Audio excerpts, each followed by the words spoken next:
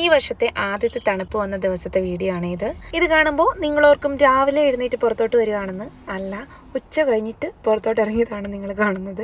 പുറത്ത് കുറച്ച് പോട്ട്സ് ഒക്കെ എടുത്ത് വെച്ചിട്ടുണ്ടായിരുന്നു, മഴ പെയ്യുമ്പോൾ വെള്ളം വീഴാൻ വേണ്ടിയിട്ട്. പിന്നെ ഇത് നമ്മുടെ വാണ്ടറിങ് ജൂ ആണ്.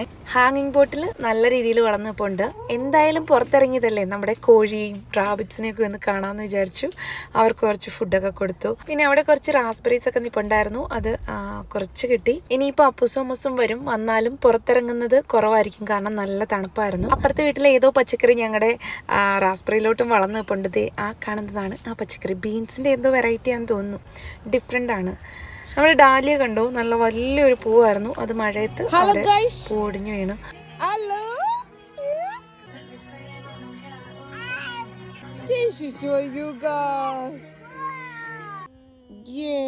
തണുപ്പത്ത് പോയി കൈയൊക്കെ നന്നായിട്ട് മരച്ചിട്ടുണ്ടായിരുന്നു. ഇനിയിപ്പോൾ പോയി പണിയെടുക്കട്ടെ.